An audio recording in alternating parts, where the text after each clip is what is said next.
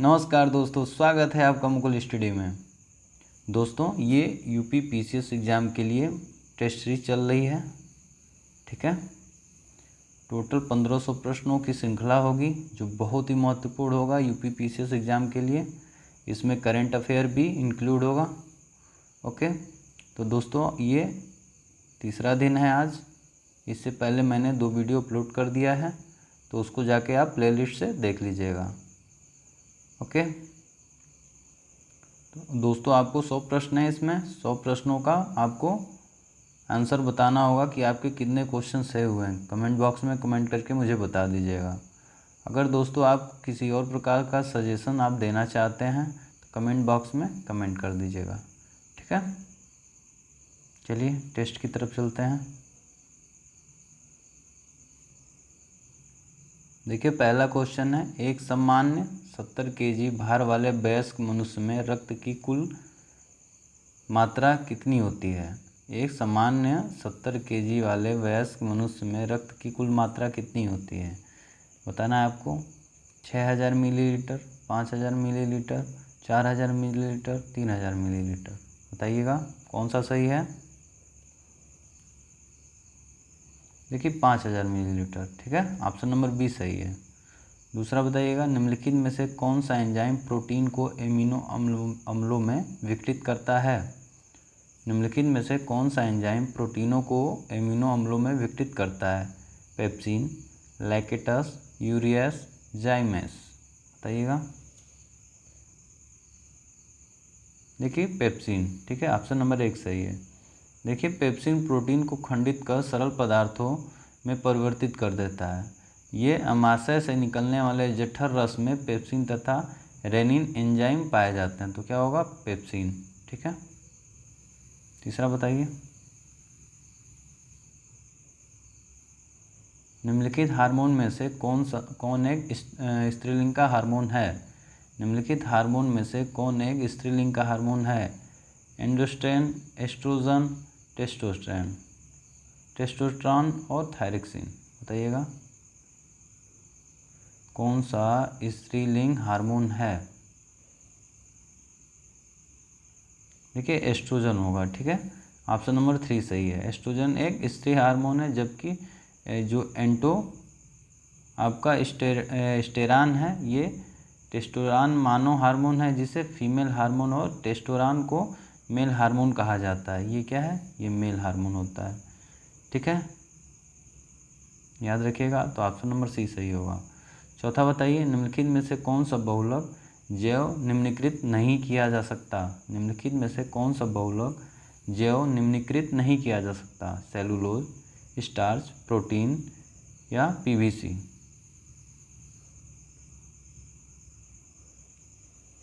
बताइएगा। देखिए पीवीसी को, ऑप्शन नंबर डी सही है। पीवीसी बहुलक का जैव निम्नीकरण नहीं किया जा सकता, जबकि सेलुलोज, स्टार्च तथा प्रोटीन का जैव निम्नीकरण किया जा सकता है। ओके, आगे बताइए। पांचवा, निम्नलिखित में से सुमेलित नहीं है। कौन सा मतलब गलत है, मिलान गलत है। Aluminium bauxite, copper cinnabar, zinc calamine और आयरन हेमेटाइट। बताइएगा। देखिए सिनेमार, जो सिनेमार है किसका होता है, पारा का होता है। ठीक है, ये किसका होता है, पारा का होता है, कॉपर का नहीं होगा। एल्युमिनियम बॉक्साइड, जिंक का कैलेमाइन, आयरन का हेमेटाइट, ये एक प्रकार का कोयला है। ओके, आगे बताइएगा। समुद्री घास निम्नलिखित तत्व का मुख्य तथा महत्वपूर्ण स्रोत है।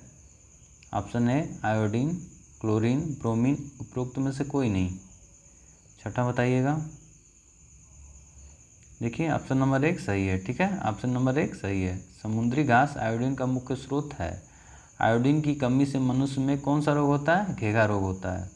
ठीक है, इसमें ऑप्शन नंबर 1 सही है। अगला क्वेश्चन है, निम्नलिखित में से सुमेलित नहीं है। कौन सा मिलान गलत है। विटामिन डी सुखंडी, विटामिन सी मसूड़ों से खून आना, विटामिन ए घटिया और विटामिन B1 बेरी बेरी। बताइएगा। देखिए विटामिन ए की कमी से कौन सा रोग होता है, विटामिन ए की कमी से रतौंधी रोग होता है। ठीक है, कौन सा, रतौंधी। और गठिया कौन सी कमी से होता है? देखिए गठिया लैक्टिक अम्ल के, ओके। गठिया लैक्टिक अम्ल के, विटामिन ए रतौंधी रोग। तो ऑप्शन नंबर सी क्या है इसमें? गलत है, तो ये सही हो जाएगा। बाकी विटामिन डी की कमी से सुखंडी, सी की मसूड़ों से खून आना, विटामिन ए रतौंधी बताया ही, विटामिन B1 बेरी, ओके, याद रखिएगा। दोस्तों आप ज़रूर बताइएगा आपके कितने क्वेश्चन सही हुए हैं, ओके। निम्नलिखित में से कौन सा युग्म सही सुमेलित नहीं है? पूछ रहा है। क्लोरोमाइसेटिन, टाइफाइडेनासिन, क्रिस्टल वायलेट, पूतिरोधी, क्विनीन, मलेरिया रोधी, एस्पिरिन, निश्चेतक। बताइएगा कौन सा सुमेलित नहीं है? लेकिन निश्चेतक किसका लिए यूज होता है? निश्चेतक क्लोरोफार्म के लिए, ठीक है, क्लोरोफार्म। तो एस्प्रिन ये गलत हो जाएगा, ये मिलान क्या है? गलत है, तो ये सही हो जाएगा। बाकी क्लोरोमाइसेटिन, टाइफाइडानासिन, क्रिस्टल वायलेट क्या होगा? पूतिरोधी, क्विनीन क्या होगा? मलेरिया रोधी, ठीक है। एस्प्रिन किसके लिए होता है? ये एसिटाइल सैलिसाइलिक एसिड भी कहते हैं इसे, ठीक है। यह एक दर्द निवारक दवा है। ये क्या है? ये एक दर्द निवारक दवा है, याद रखिएगा। मकड़ियों द्वारा उत्पादित रेशम कहलाता है। मकड़ियों द्वारा उत्पादित रेशम कहलाता है टसर रेशम, मूंगा रेशम, गासमीर रेशम, अहिंसा रेशम। देखिए गासमीर रेशम कहलाता है, ऑप्शन नंबर सी सही है, ठीक है। आगे बताइएगा, दो समान द्रव्यमान की वस्तुओं की गतिज ऊर्जाओं का अनुपात 4:9 है तो उनके वेगों का अनुपात होगा। दो समान द्रव्यमान की वस्तुओं की गतिज ऊर्जा 1/2 mv², ठीक है। तो क्या हो जाएगा? काइनेटिक एनर्जी बराबर 1/2 mv²। तो यहाँ पे क्या हो जाएगा? 4/9 है ना, तो इसको अंडर रूट में करिएगा 4/9, ठीक है। 4 का अंडर रूट क्या हो जाएगा? 2, बाहर आएगा 9 आएगा तो 3, तो क्या हो जाएगा? 2 संबंध है 3 का। तो कौन सा है इसमें 2 संबंध 3? ऑप्शन नंबर बी सही है, ठीक है। 10 का बी सही है। 10 का कौन सा सही होगा? B, okay. आगे बताइएगा, ऊष्मा की इकाई निम्नलिखित में से कौन सी नहीं है? ऊष्मा की इकाई निम्नलिखित में से कौन सी नहीं है पूछ रहा है। सेंटीग्राम, कैलोरी, अर्ग, जूल। बताइएगा।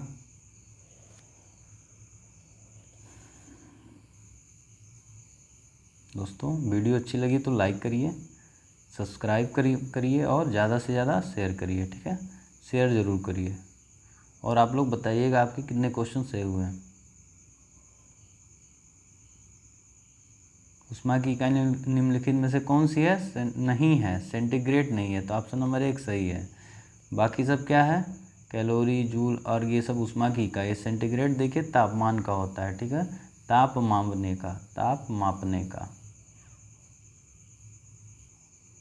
अगला बताइए 12वां क्वेश्चन, लाइफ आई के संबंध में निम्नलिखित में से कौन सा कथन सही नहीं है पूछ रहा है, ठीक है, नहीं है।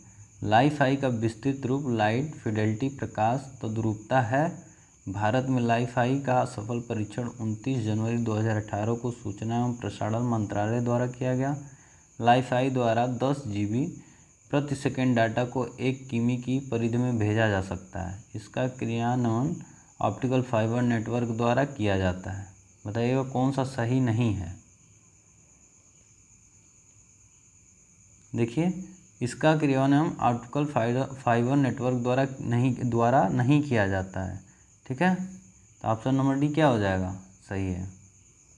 पूछ क्या रहा है? नहीं ना, तो ऑप्शन नंबर डी इसका सही होगा। देखिए भारत में लाइफ आई का सफल परीक्षण 29 जनवरी 2018 को सूचना एवं प्रसारण मंत्रालय द्वारा किया गया, ओके।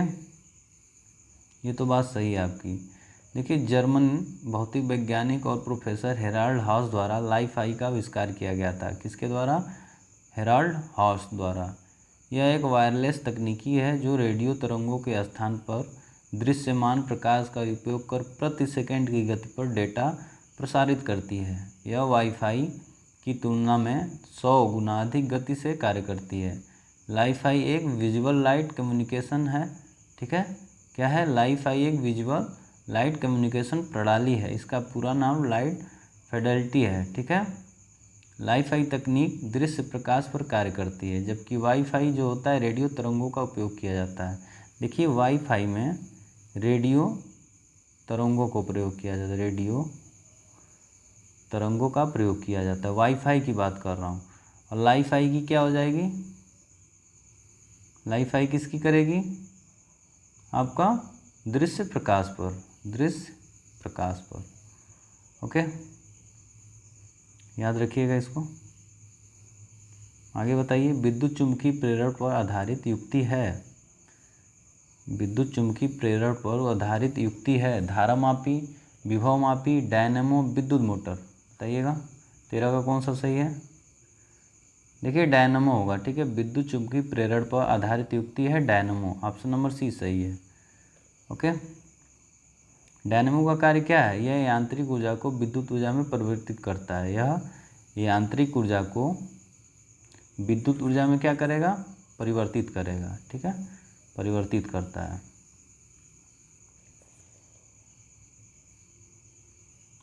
आगे बताइए, प्रकाश संश्लेषण प्रक्रिया के लिए निम्नलिखित में से किसकी उपस्थिति आवश्यक नहीं है? कह रहा है सूर्य का प्रकाश, जल, ऑक्सीजन, कार्बन डाइऑक्साइड। प्रकाश संश्लेषण की प्रक्रिया में बताइएगा।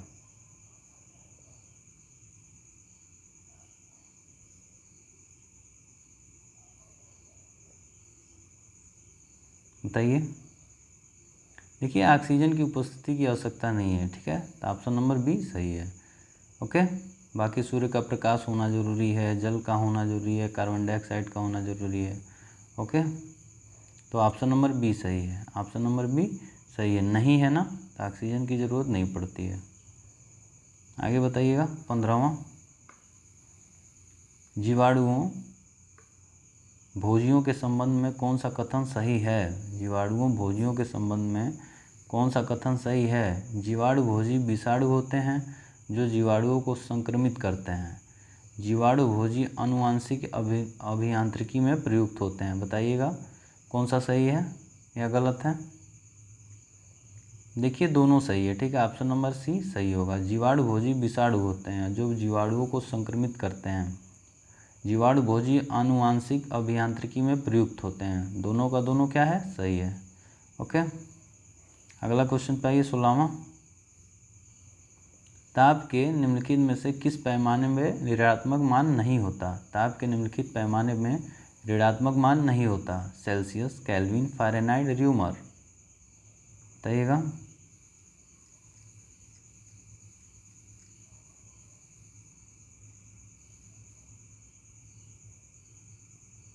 क्या होगा? केल्विन, ठीक है। ऑप्शन नंबर सी, केल्विन पैमाने पर ताप का मान ऋणात्मक नहीं होता है। इसको याद रखिएगा। ओके, आगे बताइए, ताप के निम्नलिखित में से किस पैमाने पर ऋणात्मक मान नहीं होता? फिर सेम क्वेश्चन है, क्या हो जाएगा इसका? केल्विन ही। आगे बताइएगा 17वां, हिंद महासागर कई बड़ी शक्तियों का सैन्य अड्डा बन गया है। कारण, हिंद महासागर से निकटवर्ती देशों को बहुत भौगोलिक राजनीतिक लाभ है। बताइएगा कौन सा सही है या नहीं है? देखिए, ए और आर दोनों सही हैं, ठीक है। हिंद महासागर कई बड़ी शक्तियों का सैन्य अड्डा तो है। हिंद महासागर से निकटवर्ती देशों को बहुत भौगोलिक राजनीतिक लाभ भी है, ये भी बात सही है, ठीक है। और क्या कह रहा है आगे? क्या ये दोनों आपस में व्याख्या कर रहा है? देखिए, परंतु जो ये है व्याख्या नहीं कर, आर जो है ए का क्या कर रहा है? व्याख्या नहीं कर रहा है। तो ऑप्शन नंबर बी सही होगा। ए और आर दोनों तो सही हैं, परंतु कारण क्या हो जाएगा? आर कथन ए की व्याख्या नहीं कर रहा है। ओके, ऑप्शन नंबर बी सही होगा। इसका बताइए 18 का, मध्य भारत में स्थित पहाड़ियों का पश्चिमी से पूर्व निम्नलिखित में से कौन सा एक सही क्रम है? छोटा सतपुड़ा, महादेवा और छोटा नागपुर। कह रहे हैं मध्य भारत में स्थित पहाड़ियों का पश्चिम से पूर्व की ओर, यानी कि इधर से इधर, ठीक है। बाएं दाएं। पश्चिम से पूर्व की ओर निम्नलिखित में से कौन सा सही क्रम है? मैकाल, सतपुड़ा, महादेव, छोटा नागपुर, फिर सतपुड़ा, महादेव, मैकाल, छोटा नागपुर। बताइएगा इन दोनों में से। देखिए सतपुड़ा, महादेव, फिर मैकाल आता है, फिर छोटा नागपुर। छोटा नागपुर एकदम लास्ट में होगा, ठीक है। ये भारत का नक्शा है, एग्जाम्पल बता रहा हूँ, ठीक है। तो यहाँ पे है, ठीक है। अच्छा नहीं बना है लेकिन ठीक है लोकेशन के लिए, ओके। तो ऑप्शन नंबर आगे कथन और कारण है। भारत में सर्वाधिक सघनता वाला भूकंपीय क्षेत्र हिमालय क्षेत्र में स्थित है। कारण, हिमालय में कई अनुदैर्ध्य उत्क्रम क्षेत्र अवस्थित हैं। बताइएगा 19 का। देखिए भारत में सर्वाधिक सघनता वाला भूकंपीय क्षेत्र हिमालय क्षेत्र तो है, ये तो सही है। कारण क्या करें? हिमालय में कई अनुदैर्ध्य उत्क्रम क्षेत्र अवस्थित हैं, ये भी सही है। देखिए ए और आर दोनों सही है, और आर जो है ए की व्याख्या भी कर रहा है, तो क्या हो जाएगा? ऑप्शन नंबर 1 सही हो जाएगा, ओके। ऑप्शन नंबर 1 सही हो जाएगा। आगे बताइए 20वां। मणिपुर पहाड़ियों से घिरा इम्फाल बेसिन एक सुंदर उदाहरण है। सरोवरी मैदान का, लोयस मैदान का, हिमनदी मैदान का, जलोढ़ मैदान का। बताइएगा मणिपुर पहाड़ियों से घिरा इम्फाल बेसिन एक सुंदर उदाहरण है, किसका? देखिए सरोवरी मैदान का, ठीक है। ऑप्शन नंबर 1 सही है, सरोवरी मैदान है, ठीक है। ऑप्शन नंबर 1 सही है। अगला बताइए 21वां। निम्नलिखित नदियों में से कौन सा अपने भ्रंश घाटी प्रवाह के लिए प्रसिद्ध है? चंबल, गंडक, दामोदर, रामगंगा। बहुत ही आसान क्वेश्चन है। देखिए दामोदर, ठीक है। दामोदर नदी जो है अपने भ्रंश घाटी प्रवाह के लिए प्रसिद्ध है, ठीक है।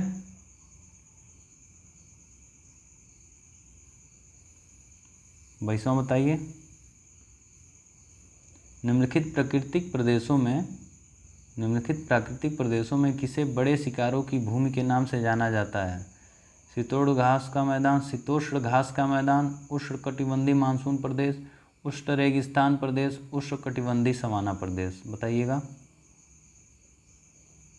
देखिए उष्णकटिबंधीय सवाना प्रदेश, शिकारों के लिए ये बड़े शिकारों की भूमि के नाम से जाना जाता है, उष्णकटिबंधीय सवाना प्रदेश, ठीक है। देखिए उष्णकटिबंधीय सवाना प्रदेश यह सूडान तुल्य जलवायु, सूडान कहाँ पे है? अफ्रीका महाद्वीप में, ठीक है। 10 डिग्री से लेकर 20 डिग्री अक्षांशों के बीच दोनों गोलार्धों में पाया जाता है। इस क्षेत्र की सबसे प्रचलित हवा ट्रेड विंड है, जो, ठीक है, क्या है? हवा ट्रेड विंड, याद रखिएगा, जो तटीय जिलों में बारिश लाती है। सवाना उष्णकटिबंधीय क्षेत्र की घास के मैदान में ये दुनिया की प्राकृतिक चिड़ियाघर के रूप में जाना जाता है। इसे बड़े शिकारों की भूमि से के नाम से भी क्या जाना जाता है? दक्षिण अमेरिका में लानोस और कंपास का उत्तरी और मध्य भाग इस श्रेणी के महत्वपूर्ण क्षेत्र हैं, इसको याद रखिएगा। अगला है 23वां। ऑपरेशन रूबिकॉन वह कूट शब्द था जिसे भारत में ब्रिटिश सरकार द्वारा निम्नलिखित किस संदर्भ में प्रयोग लाया जाता था? ऑपरेशन रूबिकॉन वह कूट शब्द था जिसे भारत में ब्रिटिश सरकार द्वारा निम्नलिखित में से किस संदर्भ में प्रयोग लाया जाता था? बताइएगा। जेल में गांधी का आमरण अनशन, जयप्रकाश नारायण की गतिविधियाँ, गोलमेज सम्मेलन में गांधी की सहभागिता, उपरोक्त में से कोई नहीं। बताइएगा 23वां का। देखिए जेल में गांधी का आमरण अनशन, इसे ऑपरेशन रूबिकॉन कूट शब्द दिया गया था, ठीक है। ऑप्शन नंबर 1 सही है। ऑपरेशन रूबिकॉन वह शब्द कूट है, क्या है ये? ऑप्शन नंबर 1 सही है, रिपीट कर गया है। 24वां बताइए। चंपारण कृषि जांच समिति का सदस्य निम्नलिखित में से कौन नहीं था? चंपारण कब हुआ था? 1917 में। अगुवाई किसने किया था? महात्मा गांधी। ये महात्मा गांधी का प्रथम आंदोलन था, ठीक है, भारत में आके। बताइए FG sly, DJ read, Anugrah Narayan, Mahatma Gandhi, कौन इससे संबंधित नहीं थे चंपारण कृषि जांच से? देखिए अनुग्रह नारायण नहीं थे, ठीक है, अनुग्रह नारायण नहीं थे, बाकी एफजी सिलाई थे, डीजे रीड थे, महात्मा गांधी तो थे, इनकी अगुवाई में हुआ था, ठीक है। देखिए कुछ फैक्ट बताता हूँ। चंपारण किसी जांच समिति का गठन चंपारण में कृषि आंदोलन के समय नील की खेती से संबंधित 3 कठिया प्रथा के संदर्भ में की गई थी। ओके, इसको नेतृत्व प्रदान करने के लिए 15 अप्रैल 1917 को महात्मा गांधी क्या थे, ये चंपारण पहुँचे थे। ओके, और 4 जून 1917 को इस समिति का गठन किया गया। 4 जून 1917, ये याद रखिएगा डेट, 4 जून 1917 को इस समिति का गठन किया गया। ओके, इसमें सदस्य कौन कौन था? महात्मा गांधी तो थे, डीजे रीड थे, एफजी सिलाई थे, और भी सदस्य थे, ठीक है।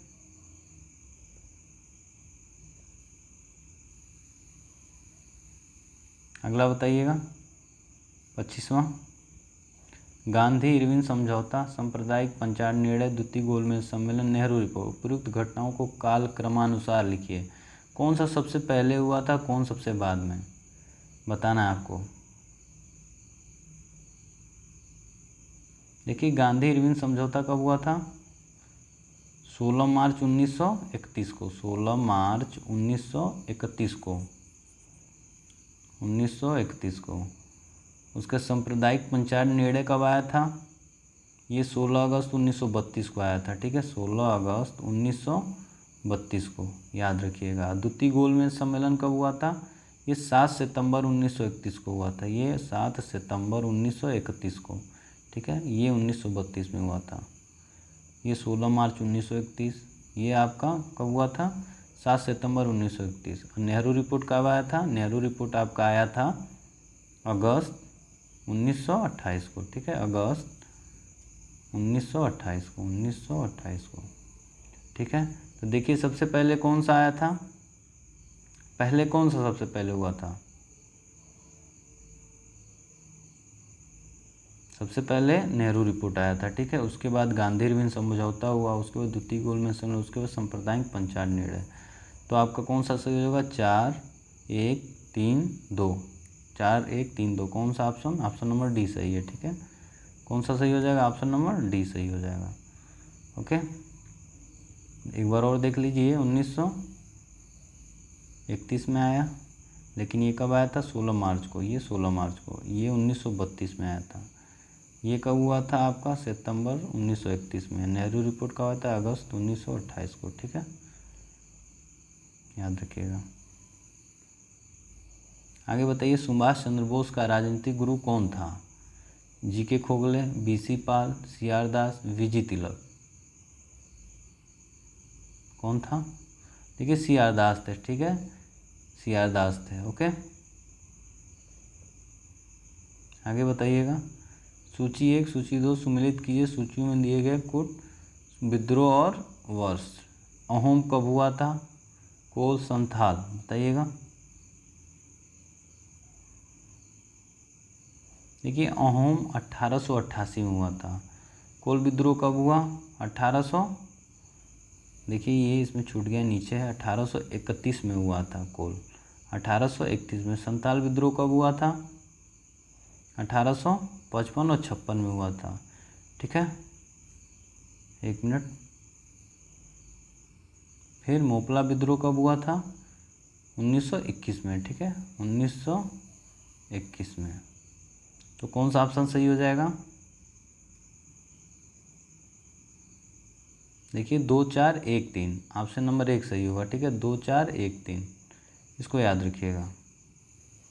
आगे बताइए, निम्नलिखित में से किस शासक ने दीवाने अमीर कोही के विभाग की स्थापना की? दीवाने अमीर कोही, ठीक है, किस शासक ने की थी? बलबन, अलाउद्दीन खिलजी, मोहम्मद बिन तुगलक या फिरोज शाह तुगलक, बताइएगा। 28 का कौन सा सही है? देखिए मोहम्मद बिन तुगलक ने की थी, ठीक है, दीवाने अमीर कोही की स्थापना किसने किया था? मोहम्मद बिन तुगलक ने। ऑप्शन नंबर सी सही है। ओके, इस विभाग का संबंध कृषि से था, ठीक है, किससे? कृषि से, ये पूछ देता है, कृषि से। ओके, आगे बताइए, निम्नलिखित में से कौन सा व्यक्ति आज़ाद हिंद फौज से नहीं जुड़ा था? नहीं जुड़ा था पूछ रहा है, ठीक है। Major general Shahnawaz Khan, colonel Prem Kumar Sehgal, colonel Shaukat Ali Malik, major Kartar Singh, बताइएगा। देखिए मेजर करतार सिंह ये संबंधित नहीं थे। मेजर जनरल शहनवाज खान ये तो थे, कर्नल प्रेम कुमार सहगल भी थे, कर्नल शौकत अली मलिक भी थे, मेजर करतार सिंह नहीं थे। तो ऑप्शन नंबर आपका कौन सा सही हो जाएगा? डी। ओके, ऑप्शन डी सही हो जाएगा। देखिए दोस्तों, मेजर करतार सिंह ये आपके ये संबंधित है गदर पार्टी से, ठीक है। आगे बताइएगा। अगस्त प्रस्ताव तिथि गोलमेज सम्मेलन पूना प्रसाद सांप्रदायिक निर्णय घटनाओं को कालक्रम अनुसार व्यवस्थित लिखिए। सबसे पहले कौन हुआ, उसके बाद बताइएगा। देखिए अगस्त प्रस्ताव जो था 8 अगस्त 1940 को आया था। अगस्त प्रस्ताव 8 अगस्त 1940। उसके बाद पूना पैक्ट कब हुआ था? पूना प्रस्ताव 1932, ठीक है। तृतीय गोलमेज सम्मेलन कब हुआ था? 1932। लेकिन देखिए ये 24 सितंबर को हुआ था पूना पैक्ट, ठीक है, 24 सितंबर। और गोलमेज सम्मेलन 17 नवंबर में हुआ था, ठीक है। और सांप्रदायिक निर्णय 16 अगस्त 1942 को हुआ था, सॉरी 1932 को, ये 16 अगस्त 1932 को, ठीक है। इसको याद रखिएगा। अगस्त प्रस्ताव कब? 1940, पूना प्रस्ताव 1932, तृतीय गोलमेज 1932, ये भी 1932, लेकिन डेट का फ़र्क है। ये 24 सितंबर को हुआ पूना पैक्ट सम्मेलन, जो तृतीय सम्मेलन था 17 नवंबर को हुआ था। और चौथा है सांप्रदायिक निर्णय जो है 16 अगस्त को हुआ था। तो कौन सा ऑप्शन सही हो जाएगा? सबसे पहले कौन हुआ था? देखिए सबसे पहले हुआ था सांप्रदायिक निर्णय 4, उसके बाद हुआ था पूना प्रस्ताव 2, उसके बाद हुआ था गोलमेज सम्मेलन, ठीक, उसके 1942 अगस्त प्रस्ताव। तो ऑप्शन नंबर बी सही होगा, ठीक है। आगे बताइए। 31वां निम्नलिखित में से कौन सुमेलित नहीं है? कह रहा है नहीं है, ठीक है। स्थानीय स्वशासन लॉर्ड लिटन, सहायक संधि लॉर्ड वेलेस्ली, राज्य अपहरण नीति लॉर्ड डलहौजी, अस्थायी बंदोबस्त लॉर्ड कॉर्नवालिस। कौन सा सुमेलित नहीं है? देखिए स्थानीय स्वशासन लॉर्ड रिपन से संबंधित है। लॉर्ड रिपन, कौन? लॉर्ड रिपन, ठीक है। ये नहीं, लॉर्ड लिटन नहीं है। तो ऑप्शन नंबर 1 सुमेलित नहीं है, ठीक है। ऑप्शन नंबर 1 सुमेलित नहीं है, तो सही हो जाएगा। ओके, आगे बताइएगा। समाचार दर्पण, मीरत उल अखबार, केसरी, यंग इंडिया, बताना है आपको किसने किसने प्रकाशित किया था। देखिए केसरी को तो आपको पता है बाल गंगाधर तिलक, सही है। यंग इंडिया को कौन? महात्मा गांधी, ठीक है। मीरात उल अखबार किसने किया था? राजा राममोहन राय ने। और समाचार दर्पण किसने किया था? जेसी मार्शन, ठीक है। किसने किया था? जेसी मार्शन ने। ओके, तो देखिए इसमें समाचार दर्पण जो है जेसी मार्शन, ए का 4, तो 2 में है 4। उसके बाद देखिए 3 है और 1 है, तो कौन सा हो जाएगा? मीरात उल अखबार राजा राम मोहन राय ने किया था, ठीक है, राजा राम मोहन राय ने। तो ये 1 का 1, 2 का बी का 1, तो कौन सा? ऑप्शन नंबर डी सही है, ठीक है। कौन सा? ऑप्शन नंबर डी सही है। 4 1 2 3, याद रखिएगा।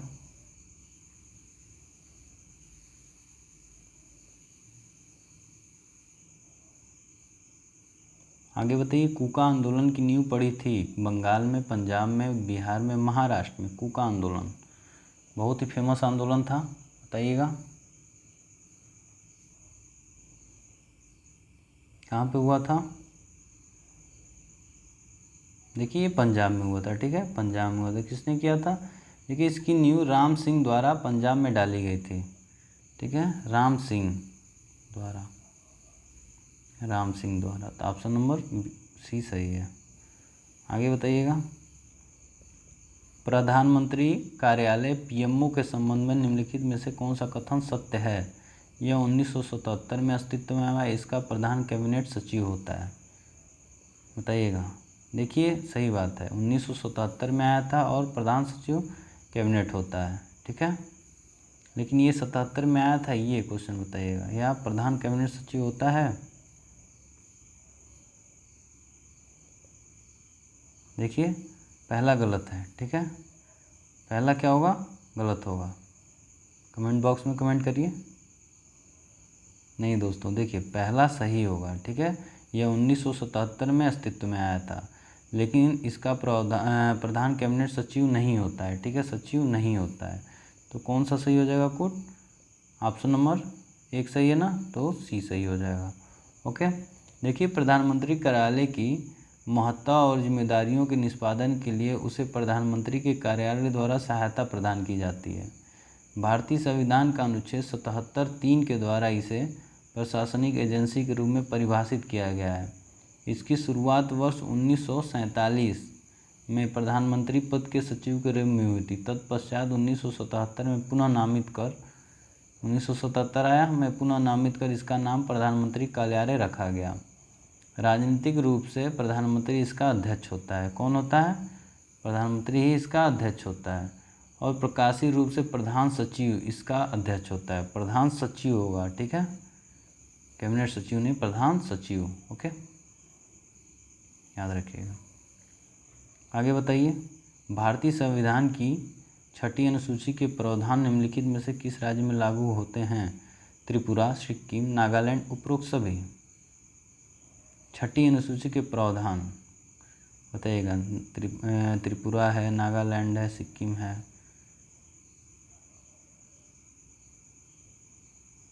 देखिए बस किस में होगा? त्रिपुरा में होगा। ये दोनों क्या हुए? गलत हुए, ठीक है। देखिए भारतीय संविधान की 6ठी अनुसूची में असम, लिख लीजिएगा, 1 मिनट,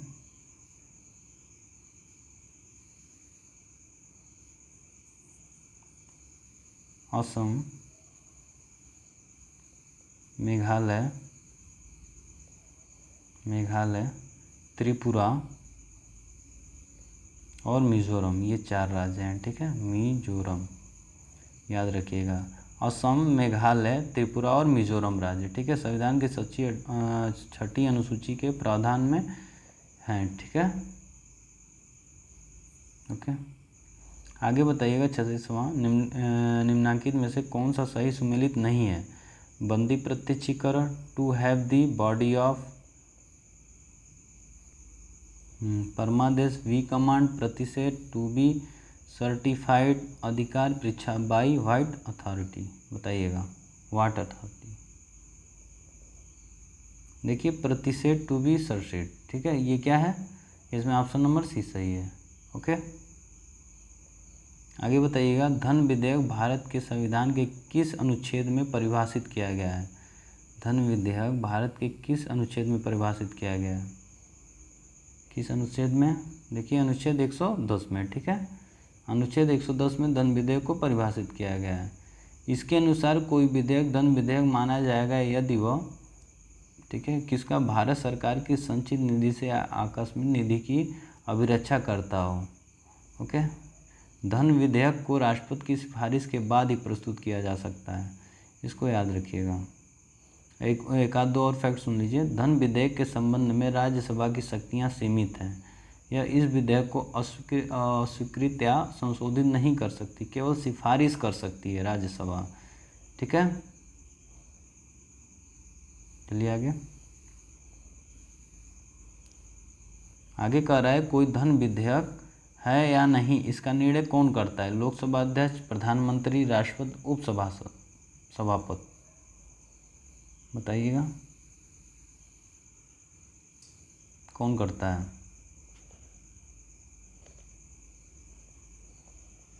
देखिए लोकसभा का अध्यक्ष ये बताएगा कि कोई भी बिल धन विधेयक है या नहीं है, ठीक है, कोई भी बिल धन विधेयक है या नहीं है, कौन बताएगा?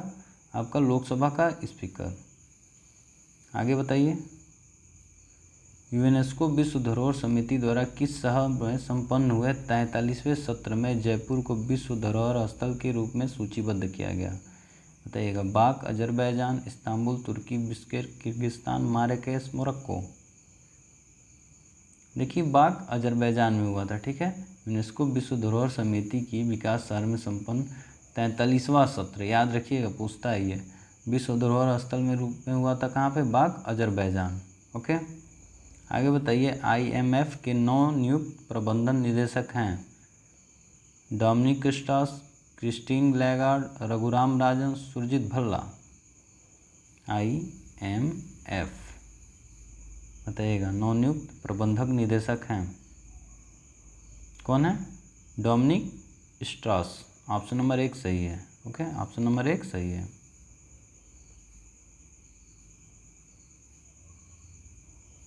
आगे बताइए। राष्ट्रीय मानसून मिशन लॉन्च किया गया था, राष्ट्रीय मानसून मिशन लॉन्च किया गया था, बताइएगा।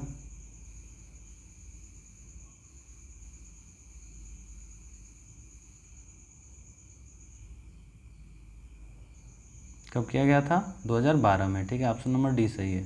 देखिए, पृथ्वी विज्ञान मंत्रालय ने राष्ट्रीय मानसून मिशन को 2012 में लॉन्च किया था। ओके, आगे बताइएगा। 42वां, निम्नलिखित में से किस भारतीय गणितज्ञ ने दशमलव प्रणाली की खोज की, आर्यभट्ट, गार्गी, पिंगल, भास्कर। एक ही हैं, कौन से हैं आपके, आर्यभट्ट। ऑप्शन नंबर 1 सही है। ओके,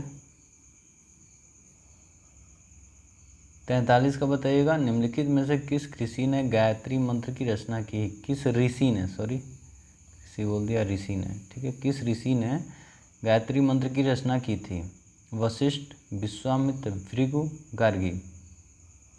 बताइएगा 43 का कौन सा सही है। देखिए, विश्वामित्र ने, ऑप्शन नंबर बी सही है। ठीक है, किसने किया था, विश्वामित्र ने। ओके, किसने, विश्वामित्र ने। आगे बताइएगा। निम्नलिखित में से किसने जैन धर्म में ब्रह्मचर्य के सिद्धांत को जोड़ा, किसने जोड़ा, पार्श्वनाथ, महावीर, नेमिनाथ। उपयुक्त में से कोई नहीं। आसान क्वेश्चन है। देखिए, जैन धर्म के 24वें तीर्थंकर महावीर प्रसाद ने। ठीक है, महावीर स्वामी ने ब्रह्मचर्य का क्या जोड़ा था, ब्रह्मचर्य को जोड़ा था। तो ऑप्शन नंबर सी क्या होगा, सही होगा। आगे बताइए। निम्नलिखित किसका उल्लेख ऋग्वेद में नहीं है, निम्नलिखित में से किसका उल्लेख ऋग्वेद में नहीं है पूछ रहा है। जनपद, जन, ग्राम, कुल, किसका उल्लेख नहीं है। देखिए, जनपद का नहीं है। ठीक है, जनपद का उल्लेख ऋग्वेद में नहीं है। आगे बताइएगा। निम्नलिखित में से किस जेल में राजेंद्र लाहिड़ी को फांसी दी गई, फैजाबाद, गोंडा, गोरखपुर, लखनऊ। देखिए, गोंडा में। ठीक है, राजेंद्र लाहिड़ी को फांसी दी गई थी गोंडा में। ओके,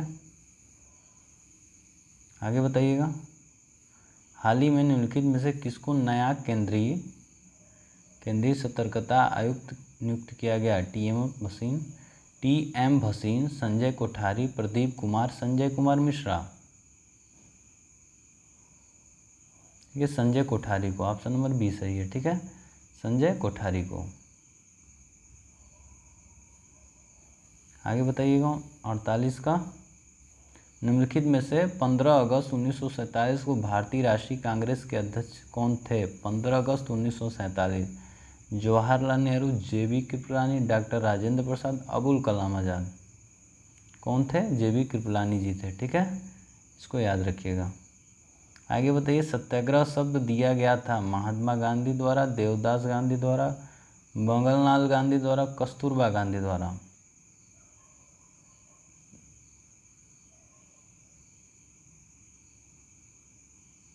देखिए, मंगललाल गांधी द्वारा। कौन दिया था सत्याग्रह शब्द, मंगललाल गांधी द्वारा। और महात्मा गांधी ने 11 सितंबर 1906 को सत्याग्रह शब्द का प्रयोग किया था पहली बार। ठीक है, कहाँ किया था, दक्षिण, कहाँ पे, अफ्रीका में ना। ओके, आगे बताइएगा। 50, भारत का प्रथम गवर्नर जनरल नियुक्त हुआ, भारत का प्रथम गवर्नर जनरल, भारत का पूछ रहा है। ठीक है, बंगाल का नहीं, भारत का। 1774 में, 1858 में, 1833 में, 1911 में। देखिए 1833 में, ठीक है। 1833 में इसमें क्या हुआ था, भारत का गवर्नर जनरल नियुक्त किया गया था। कौन बना था, लॉर्ड विलियम बेंटिंक, ठीक है, लॉर्ड विलियम बेंटिंक ने इसको बनाया गया था। आगे बताइएगा, राष्ट्रवाद का प्रचार एवं प्रसार के लिए बाल गंगाधर तिलक द्वारा निकाला गया समाचार पत्र था। राष्ट्रवाद का प्रचार एवं प्रसार के लिए बाल गंगाधर तिलक द्वारा निकाला गया समाचार पत्र युगांतर, देशभक्ति, केसरी, क्रांति। बताइएगा। देखिए ऑप्शन नंबर बी सही है, केसरी। अगला क्वेश्चन बताइए 52, निम्नलिखित में से किसने इंकलाब जिंदाबाद का नारा दिया था। किसने दिया था, देखिए भगत सिंह ने दिया था। ऑप्शन नंबर सी सही है, तो सबको पता है।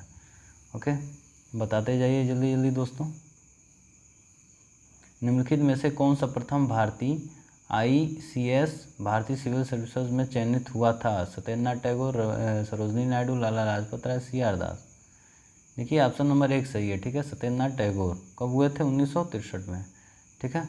आगे बताइएगा 54, आगरा के मोती मस्जिद का निर्माण किसके शासनकाल में हुआ। हुमायूं, शाहजहां, औरंगजेब, शाह आलम द्वितीय। आगरा के मोती मस्जिद किसके शासनकाल में हुआ था, देखिए शाहजहां के शासनकाल में। ऑप्शन नंबर बी सही है, ठीक है, ऑप्शन नंबर बी सही है।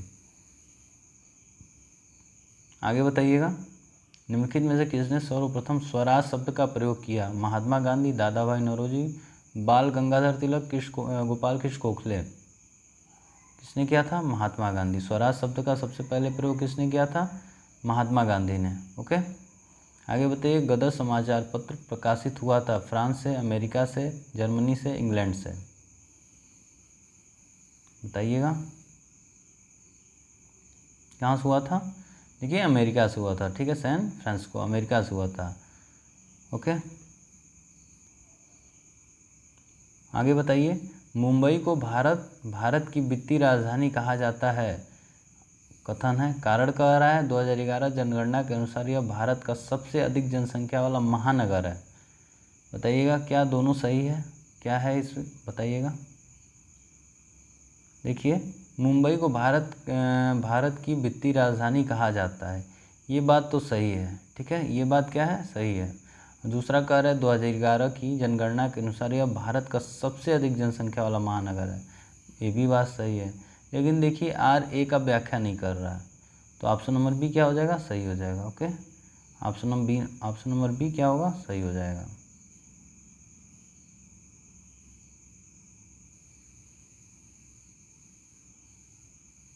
आगे बताइएगा, भारत के निम्नलिखित नगरों में से कौन सा कर्क रेखा के सबसे नज़दीक है। आगरातला, रायपुर, इम्फाल, आइजोल। बताइएगा।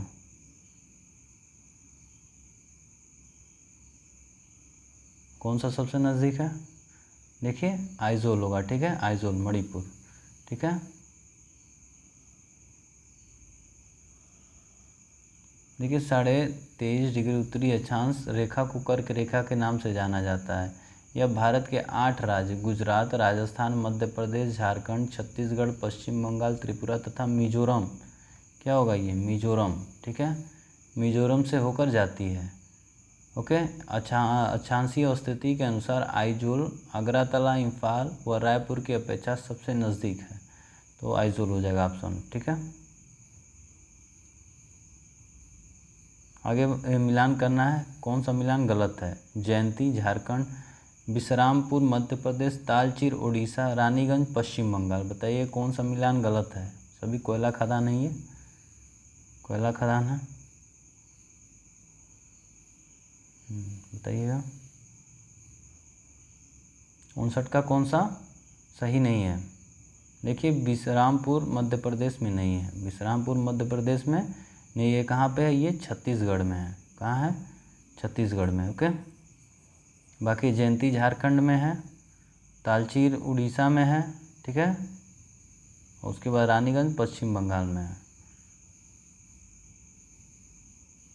ये छत्तीसगढ़। ओके, विश्रामपुर कहाँ है, छत्तीसगढ़ में। सभी कोयला खदान है, जयंती झारखंड, तालचीर उड़ीसा, रानीगंज पश्चिम बंगाल, तो इसमें ऑप्शन नंबर बी सही होगा। आगे बताइए, घटनाओं का पर विचार करना है। काकोरी षड्यंत्र कांड, क्रांतिकारियों द्वारा पुलिस अधिकारी सैंडर्स की हत्या, सेंट्रल लेजिस्लेटिव असेंबली में भगत सिंह तथा बटुकेश्वर दत्त द्वारा बम फेंकना। सही काल अनुक्रम में लिखना है, कौन सबसे पहले हुआ। देखिए काकोरी षड्यंत्र कांड ये सबसे पहले हुआ, उसके बाद क्रांतिकारियों द्वारा पुलिस अधिकारी सैंडर्स की हत्या, उसके बाद सेंट्रल लेजिस्लेटिव असेंबली में भगत सिंह तथा बटुकेश्वर दत्त द्वारा बम फेंका जाना। ऑप्शन नंबर 1 क्या हो जाएगा, सही हो जाएगा। ओके, 60 का ऑप्शन नंबर 1 सही हो जाएगा।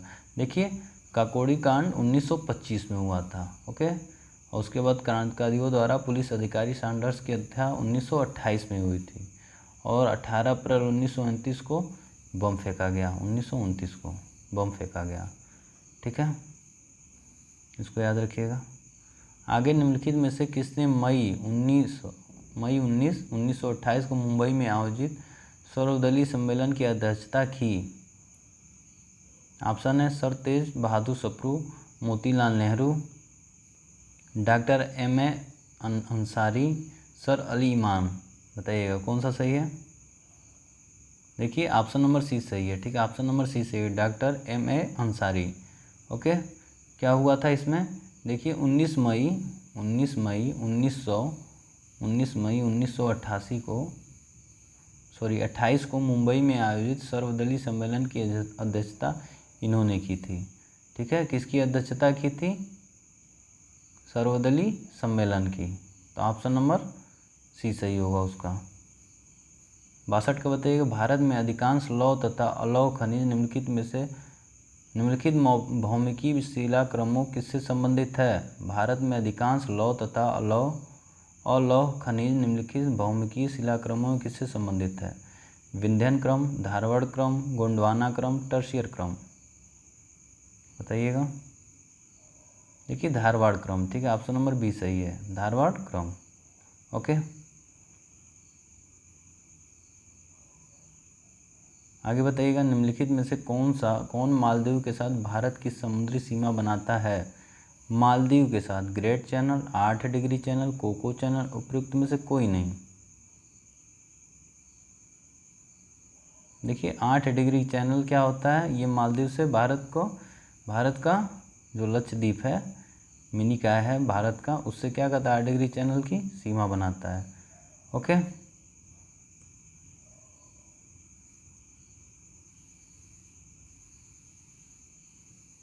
अब कुछ फैक्ट जान लीजिए। इसमें क्या दिया है, ग्रेट चैनल दिया ना, ग्रेट चैनल सुमात्रा और निकोबार के मध्य, सुमात्रा और निकोबार के बीच सीमा साझा करता है, ठीक है, बनाता है। और कोको जो चैनल है, स्टेट है, वो कोको द्वीप जो म्यांमार में है और उत्तरी अंडमान के बीच। कोको द्वीप कहाँ है, ये म्यांमार में है, ठीक है, म्यांमार में। और कहाँ से बनाएगा, अंडमान है ना, अंडमान से, ठीक है। आगे बताइएगा, सुमेलित नहीं है। आम की बौछारें केरल, काल बैसाखी राजस्थान, लू हरियाणा, मंजरी कर्नाटक। देखिए काल बैसाखी जो है राजस्थान में नहीं, ठीक है, कहाँ पे होता है, पंजाब में। बैसाखी से आपको याद होना चाहिए, ये राजस्थान नहीं होगा, पंजाब होगा। तो ऑप्शन नंबर बी सही है। आम की बौछारें केरल में, लू हरियाणा में, मंजरी कर्नाटक में, और काल बैसाखी पंजाब में, ठीक है। आगे बताइएगा, हिमाचल प्रदेश निम्नलिखित में से कौन सा जिला भरमौर जनजाति का निवास स्थल है। भरमौर जनजाति का निवास स्थल है। 65 का बताइएगा। देखिए चंबा जिला, ठीक है, हिमाचल प्रदेश का चंबा जिला भरमौर जनजाति का निवास स्थल है। ओके, आगे बताइए, निम्नलिखित में से कौन सा भारत का 6वां खनिज भंडार के नाम से जाना जाता है। 6 खनिज भंडार, शिलांग का पठार, मैसूर का पठार, छोटा नागपुर का पठार, दक्कन का पठार। देखिए छोटा नागपुर का पठार, ऑप्शन नंबर डी सही है। ओके, चलिए दोस्तों जल्दी स्पीड बढ़ाइएगा। देखिए भारतीय हीरा संस्थान अवस्थित है नई दिल्ली, सूरत, मुंबई, जयपुर। बताइएगा। दोस्तों वीडियो अच्छा लगे तो लाइक करिए, नहीं लगे तो डिसलाइक करिए और ज़्यादा से ज़्यादा शेयर करिए। ओके, भारतीय हीरा संस्थान अवस्थित है सूरत में, ठीक है। भारतीय हीरा संस्था कहाँ स्थित है? सूरत में, ठीक है, याद रखिएगा इसको। और कुछ इम्पोर्टेंट फैक्ट बताता हूँ इससे रिलेटेड। देखिए, कपड़ा उद्योग संस्था स्थित है अहमदाबाद, गुजरात में। केंद्रीय गन्ना अनुसंधान संस्था स्थित है कोयम्बटूर, तमिलनाडु में। केंद्रीय तंबाकू अनुसंधान संस्था स्थित है राजमुंदरी, आंध्र प्रदेश में। और केंद्रीय चावल अनुसंधान संस्था स्थित है कहाँ? कटक, उड़ीसा में। ओके, याद रखिएगा। आगे है, निम्नलिखित में से कौन भारत का 6 खनिज भंडार के नाम से जाना जाता है? ये तो हो गया ना, छोटा नागपुर का पठार। भारतीय हीरा संस्थान अवस्थित है कहाँ है? ये आपका बताइएगा, सूरत में। ऑप्शन नंबर बी सही है, दोनों हो गया था। आगे बताइएगा, सही मिलान बताना है आपको। दर्रा है और राज्य है, दर्रा और राज्य है, बताइएगा। बोमडिला दर्रा कहाँ है?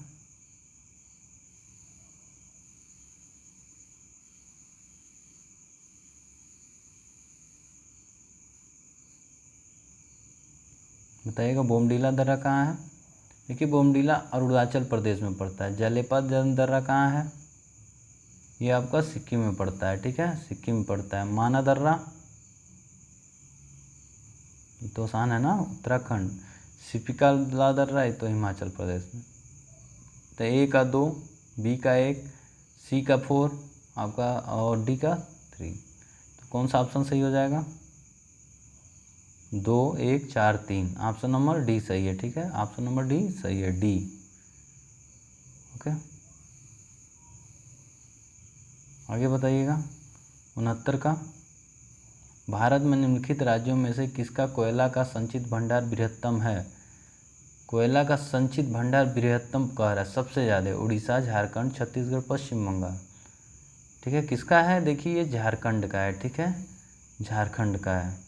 आगे बताइएगा, मुंबई प्रांत को गुजरात एवं महाराष्ट्र में विभाजित किया गया 1963, 1960, 1953, 1957। 70 का बताइएगा कौन सा सही है? देखिए, मुंबई प्रांत को गुजरात एवं महाराष्ट्र में विभाजित किया गया था 1960 में, ठीक है। कब किया गया था? 1960 में। एक ऐतिहासिक था स्थिति उस समय। आगे बताइए, राणा प्रताप सागर राजस्थान संबंधित है नाभिकीय अणुशक्ति से, जल विद्युत से, सौर ऊर्जा से, नमक उत्पादन से? देखिए, जल विद्युत से है, ठीक है। राणा प्रताप सागर जल विद्युत से है, सागर से याद रखिएगा, जल विद्युत। ओके, आगे बताइए, जनसंख्या से है। 72 वर्ष 2011 की जनगणना के अनुसार उत्तर प्रदेश में साक्षरता दर में 2001 से 2011 तक वृद्धि हुई थी, कितने परसेंट की? परसेंट पूछ रहा है उत्तर प्रदेश का। 11.45%, 12.45%, 13.45% या 14.45%? बताइएगा कौन सा सही है? देखिए, बताइए।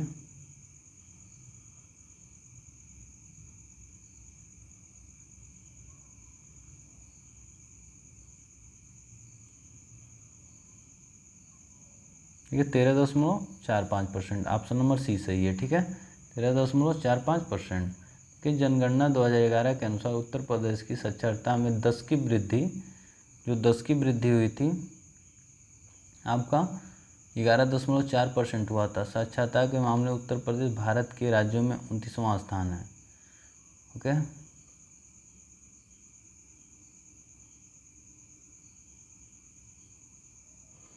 देखिए कितना हुआ था? 11.45%। ऑप्शन नंबर ए सही है, ठीक है, सी नहीं सही होगा, ठीक है, सी नहीं सही होगा। एक बार इसको रीचेक कर लीजिएगा आप लोग, नहीं मैं कमेंट बॉक्स में कमेंट कर दूंगा मैं, ठीक है। 72 का आप लोग बताइएगा क्या होगा 10 की वृद्धि दर। 73 का बताइएगा, उत्तर प्रदेश में निम्नलिखित में से कौन सा शहर निर्यात विकास केंद्र नहीं है? आगरा, इलाहाबाद, खुर्जा, मेरठ। शहर निर्यात विकास केंद्र नहीं है पूछ रहा है, तो कौन सा नहीं है? देखिए, इलाहाबाद नहीं है, ऑप्शन नंबर बी सही है, ठीक है, इलाहाबाद नहीं है। ओके, देखिए, आगरा, खुर्जा तथा मेरठ उत्तर प्रदेश के निर्यात विकास केंद्र वाले शहर हैं, जबकि इलाहाबाद नहीं है, ठीक है। अगला बताइएगा, 74 पंडित दीनदयाल उपाध्याय पशु चिकित्सा विज्ञान विश्वविद्यालय एवं गौ रक्षा अनुसंधान संस्था अवस्थित है? लखनऊ में, अयोध्या में, मेरठ में, मथुरा में। देखिए मथुरा में स्थित है, ठीक है। पंडित दीनदयाल उपाध्याय पशु चिकित्सा विज्ञान विश्वविद्यालय एवं गौर अच्छा अनुसंधान संस्था मथुरा में स्थित है, इसको याद रखिएगा, फैक्ट है। 75 बताइएगा, नोएडा उत्तर प्रदेश किस जिले में अवस्थित है? नोएडा उत्तर प्रदेश के किस जिले में अवस्थित है? आसान क्वेश्चन है, गौतम बुद्ध नगर में। ऑप्शन नंबर 1 सही है, ठीक है, गौतम बुद्ध नगर में। ओके,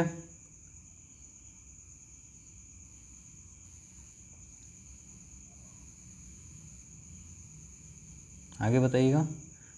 कथन और कूट है, मतलब कारण है। भोजपुरी पूर्वी उत्तर प्रदेश की लोक भाषा है। कारण, पूर्वी उत्तर प्रदेश के लोग अन्य भाषाओं में असहज होते हैं। बताइएगा। देखिए भोजपुरी पूर्वी उत्तर प्रदेश की लोक भाषा तो है, लेकिन उत्तर प्रदेश पूर्वी जो उत्तर प्रदेश के लोग हैं अन्य भाषाओं में असहज नहीं होते हैं, तो ये आर गलत हो जाएगा, ठीक है। तो ए सही है और आर गलत है। कौन सा ऑप्शन हो जाएगा? ऑप्शन नंबर सी सही है, ठीक है। उत्तर प्रदेश के लोग सभी भाषाएं बोलते हैं, अद्भुत लोग होते हैं उत्तर प्रदेश में। अगला बताइए, उत्तर प्रदेश का कौन सा जनपद दशहरी आम का सर्वोच्च उत्पादन है? आगरा, वाराणसी, लखनऊ, प्रतापगढ़। आसान क्वेश्चन है। देखिए लखनऊ का मलिहाबाद, ठीक है, वहाँ सबसे ज़्यादा आम होता है उत्तर प्रदेश में। अगला बताइएगा, पृथ्वी का सर्वाधिक बृहद पारिस्थितिकी तंत्र निम्नलिखित में से कौन सा है? बृहद पारिस्थितिकी तंत्र, जलमंडल, जीवोम, जैवमंडल, स्थलमंडल। क्या होगा? देखिए जैवमंडल होगा, ऑप्शन नंबर डी सही है, ठीक है। 18 जैवमंडल हैं टोटल, तो कौन सा होगा? ऑप्शन डी, इसको याद रखिएगा। आगे बताइएगा, उत्तर प्रदेश का सबसे पूर्वी शहर निम्नलिखित में से कौन सा है? बलिया, आजमगढ़, बाराबंकी, बस्ती। सबसे पूर्वी शहर कह रहा है, शहर की बात कर रहा है, बताइएगा क्या होगा? बलिया होगा, ऑप्शन नंबर 1 सही है, ठीक है, बलिया होगा। के शहर विशेषता, वाराणसी संस्कृति एवं धर्म, लखनऊ प्रदेश की राजधानी, झांसी औद्योगिक केंद्र, मुरादाबाद पीतल। बताइएगा 80 का कौन सा? सुमेलित नहीं है पूछ रहा है, नहीं है, कौन सा गलत है? देखिए झांसी औद्योगिक केंद्र नहीं है, ठीक है, झांसी जो है औद्योगिक केंद्र नहीं है। यहाँ पे क्या है? चारा एवं चारागाह अनुसंधान केंद्र है, चारा एवं चारागाह अनुसंधान केंद्र है। बाकी वाराणसी संस्कृति एवं धर्म के लिए तो है ही, लखनऊ प्रदेश की राजधानी ये पता है, मुरादाबाद पीतल के लिए फेमस है, तो ऑप्शन नंबर सी सही हो जाएगा, एक ही बच रहा है। आगे बताइए, उत्तर प्रदेश के लोकायुक्त की पद धारण अवधि है 5 वर्ष, 7 वर्ष, 6 वर्ष, 8 वर्ष। देखिए 8 वर्ष होता है, ऑप्शन नंबर डी सही है, ठीक है। उत्तर प्रदेश के लोकायुक्त की पद धारण अवधि 8 वर्ष होती है। लोकायुक्त के अध्यक्ष पद की नियुक्ति प्रदेश का मुख्यमंत्री और सदस्यों की नियुक्ति विधानसभा अध्यक्ष और विपक्ष के नेता और हाई कोर्ट के प्रमुख न्यायाधीश या राज्यपाल की ओर से नामित कोई विशेष व्यक्ति कर सकता है, ठीक हो। 8 वर्ष, इसको याद रखिएगा, ये इम्पोर्टेंट है। आगे आपको बताना है, कथन कारण है, कन्नौज इत्र का शहर है, और इसका क्या है? कारण क्या है? कन्नौज शहर के सभी निवासियों के यहाँ इत्र का उद्योग है। बताइए क्या सही है? देखिए कन्नौज इत्र का शहर तो है, सही है, लेकिन ये ज़रूरी नहीं कि वहाँ के सभी निवासी जो रहने वाले इत्र बनाते हों या उनका उद्योग हो, ठीक है, तो ये गलत हो जाएगा। तो ये सही यार गलत, ऑप्शन नंबर सी सही है, ठीक है, ऑप्शन नंबर सी सही है। आगे बताइएगा, उत्तर प्रदेश में सिग्नल विंडो क्लियरेंस विभाग के निम्नलिखित उद्देश्यों का विचार कीजिए और नीचे दिए गए कूट से उत्तर पहचानिए। Uttar Pradesh signal window clearance विभाग, ठीक है। देखिए औद्योगिक अपशिष्ट प्रबंधन, औद्योगिक अनुमोदन, बताइएगा। देखिए औद्योगिक अनुमोदन होगा, ऑप्शन नंबर 2, बस केवल 2 सही है, एक औद्योगिक अपशिष्ट प्रबंधन नहीं, तो आपका ऑप्शन नंबर बी सही है, ओके, उसको चेकअप कर लीजिएगा। आगे बताइएगा 84, प्रसिद्ध ठुमरी गायिका गिरिजा देवी का जन्म किस शहर में हुआ था? लखनऊ, मुरादाबाद, अलीगढ़, वाराणसी। प्रसिद्ध ठुमरी गायिका गिरजा देवी का जन्म कहाँ हुआ था? ये बनारस में हुआ था, वाराणसी में हुआ था। ओके, ये बनारस घराने से संबंधित थे, ठीक है, याद रखिएगा। आगे है मिलान करना है आपको 85 का। पैरासिटामॉल क्या है? टैक्सॉल ग्रेफाइट विटामिनी। देखिए पैरासिटामॉल क्या होता है, किस लिए आप खाते हैं इस दवा को? दर्द निवारक दवा होती है ना। टैक्सॉल क्या होता है? ये कैंसर रोधी दवा है। टैक्सॉल क्या है? कैंसर रोधी दवा है। ग्रेफाइट क्या है आपका? ग्रेफाइट क्या हो जाएगा? स्नेहक हो जाएगा। विटामिनी खाद्य परिरक्षक है। तो कौन सा सही हो जाएगा? ए का कौन सा हुआ है? 3, बी का 4, सी का 1, डी का 2। तो कौन सा हो जाएगा? 3, 4, 1, 2। ऑप्शन नंबर 1 सही है, ठीक है, ऑप्शन नंबर 1 सही है। आगे सुमेलित करना है जो गलत है। देखिए सुमेलित नहीं करना है। राष्ट्रीय पवन ऊर्जा संस्था चेन्नई में, केंद्रीय विद्युत अनुसंधान संस्था बेंगलुरु में, केंद्रीय औषध एवं सुगंध पादप संस्था लखनऊ में, या केंद्रीय लवण एवं समुद्री रसायन अनुसंधान पोरबंदर में, ठीक है। बताइए कौन सा सुमेलित नहीं है, कह रहा है।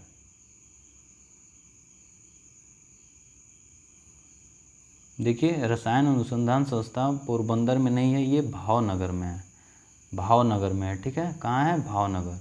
बाकी राष्ट्रीय पवन ऊर्जा संस्था चेन्नई में है, केंद्रीय विद्युत अनुसंधान संस्था बेंगलुरु में है, केंद्रीय औषध एवं सुगंध पादप संस्थान लखनऊ में है, और ये केंद्रीय लवण एवं समुद्री रसायन अनुसंधान भावनगर में है। कहाँ है भावनगर? ये आपका गुजरात में है, ठीक है। देखिए सुमेलित करना है। Hindustan insecticide limited, rail coach factory, diesel locomotive workers, भारी जल संयंत्र। बताइए, मिलान करिए।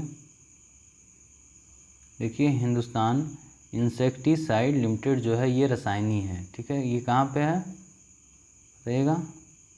रसायनी, ठीक है। रेल कोच फैक्ट्री कहाँ है? कपूरथला, ये तो सबको पता होगा। डीजल लोकोमोटिव वर्कर्स कहाँ है? ये आपका बनारस में है। भारी जल संयंत्र क्या है? बेंगलुरु में है, ठीक है। तो कौन सा सही हो जाएगा आपका? ए का 4, बी का 3, सी का 1, डी का 2। तो कौन सा ऑप्शन? 4, 3, 1, 2। ऑप्शन नंबर बी सही है, ठीक है, ऑप्शन नंबर बी सही है।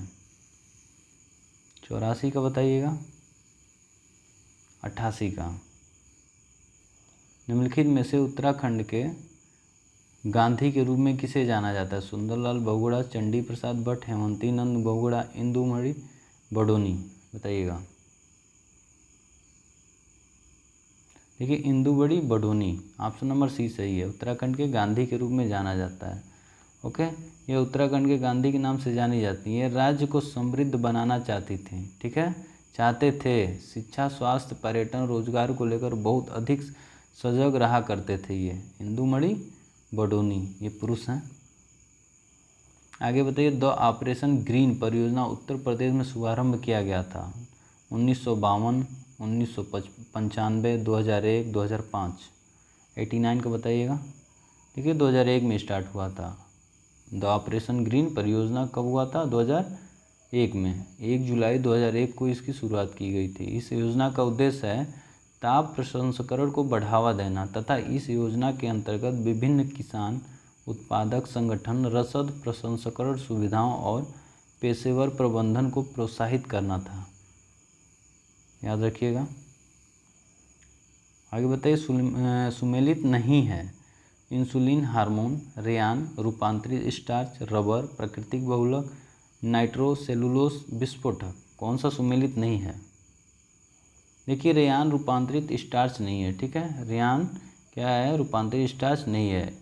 यह इंसुलिन एक हार्मोन है जो मनुष्य में अग्नाशय में पाया जाता है।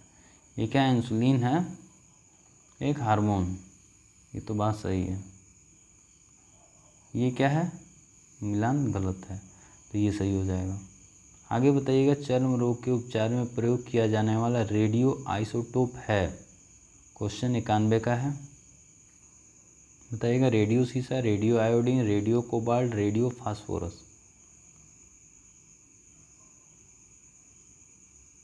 क्या होगा, radio iodine. Option number C सही है, ठीक है, रेडियो आयोडीन। ओके दोस्तों, देखिए भारतीय रेलवे ने त्रिनेत्र यंत्र को शीत ऋतु में कोहरे से निपटने के लिए विकसित किया है। इस यंत्र में रडार का प्रयोग किया गया है, जिससे यह अपने सामने और आसपास मौजूद किसी भी तरह की वस्तु या जानवर, आदमी, पेड़ पौधे के बारे में घने कोहरे में भी जानकारी दे देगा। ये डॉपलर, देखिए डॉपलर की तकनीक पर काम करने वाले रडार सिस्टम से उस वस्तु के गतिशील होने या स्थिर होने का भी पता चलता है, ठीक है। तो रेडियो आयोडीन, ठीक है, ऑप्शन नंबर क्या होगा, सी होगा।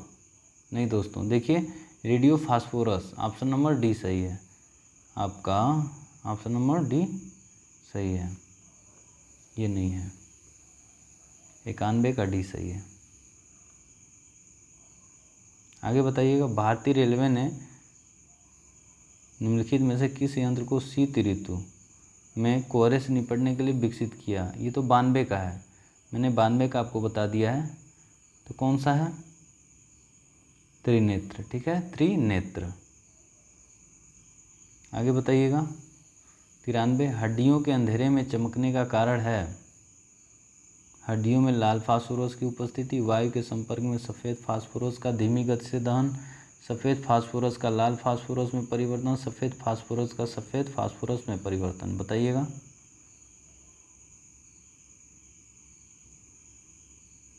तिरानवे का, देखिए वायु के संपर्क में सफ़ेद फास्फोरस का धीमी गति से दहन, ऑप्शन नंबर बी सही है, हड्डियों के अंधेरे में चमकने का कारण ही होता है। ओके, आगे 94 का बताइएगा,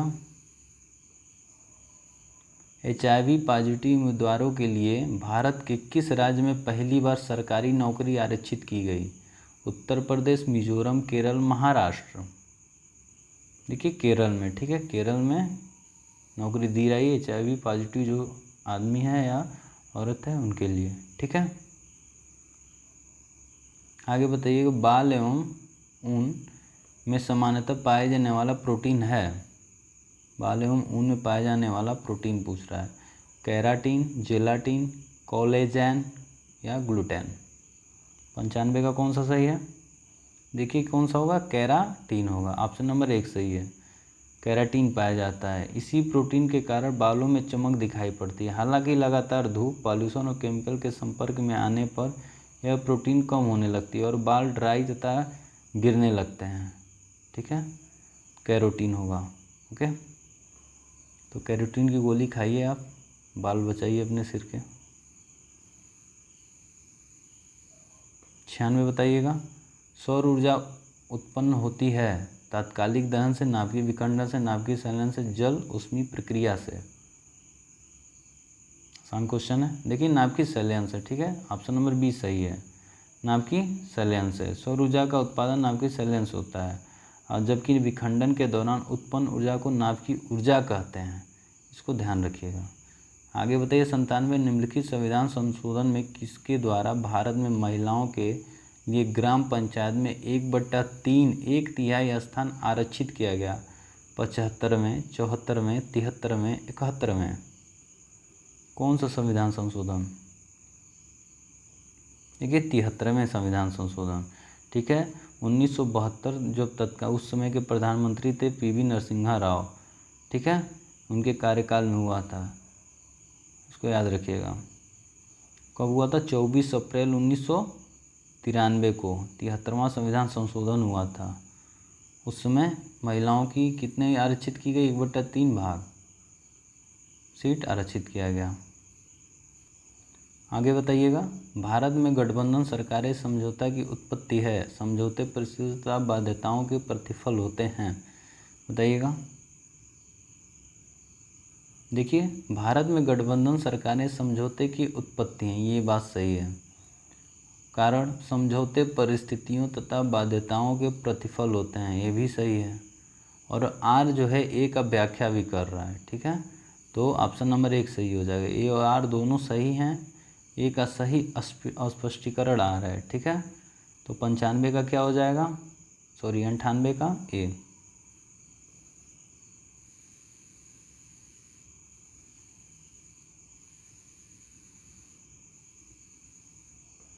आगे बताइए, 99 का, भारत में न्यायिक सक्रियता संबंधित है, भारत में न्यायिक सक्रियता संबंधित है न्यायिक स्वतंत्रता से, न्यायिक पुनरावलोकन से, जनहित याचिका से, प्रतिबद्ध न्यायपालिका से। किससे? जनहित याचिका से। ऑप्शन नंबर सी सही है, ठीक है, न्यायिक सक्रियता। अगला बताइएगा 100वां क्वेश्चन, मूल अधिकारों के निम्नलिखित प्रावधानों में से कौन बच्चों के शोषण से प्रत्यक्ष रूप से संबंधित है? मूल अधिकारों के निम्नलिखित प्रावधानों में से कौन बच्चों के शोषण से संबंधित रूप है? अनुच्छेद 17, अनुच्छेद 23, अनुच्छेद 19, अनुच्छेद 24, बताइएगा। देखिए अनुच्छेद 24 होगा, ठीक है, ऑप्शन नंबर डी सही है। अनुच्छेद 17 क्या है? ये अस्पृश्यता का अंत से है, और अनुच्छेद 24 आपके ये बाल शोषण से है, ओके। अनुच्छेद 23 किससे है? मानव के दुर्व्यवहार एवं बलात्श्रम का प्रतिषेध से है, ओके। चलिए लास्ट क्वेश्चन आज का